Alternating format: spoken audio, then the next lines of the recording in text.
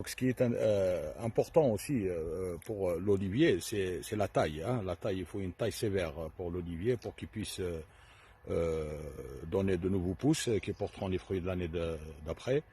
Il y a la floraison générale au mois d'avril, donc il faut faire la taille bien avant. Bien, c'est au début janvier, la première quinzaine de janvier, il faut déjà débarrasser tout.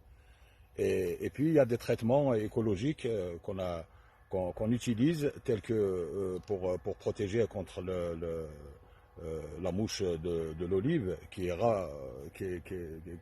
une mouche qui ravage les olives une fois, parce qu'elle pond ses œufs sur les fleurs et puis elle devient un ver à l'intérieur du noyau. Donc voilà.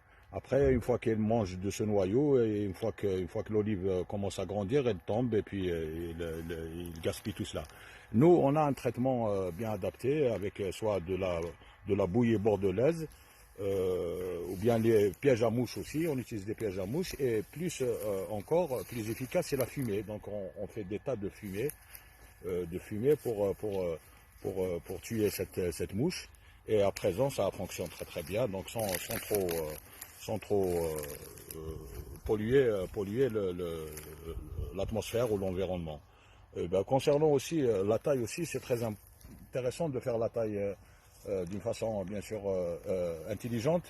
Lorsqu'on taille un olivier, lorsqu'on voit il y a une maladie qui apparaît ou bien ou bien un olivier qui se porte pas très bien, il faut tout de suite le tailler et débarrasser le matériel, soit la scie ou bien le sécateur, et utiliser à chaque fois un matériel bien sûr propre à nous, qui ne sort pas du verger. On ne laisse pas les gens quand on taille parce que c'est sensible. C'est comme si on fait une opération chirurgicale à un être humain. Donc l'arbre est ouvert, la plaie, c'est la porte d'entrée de toutes les maladies.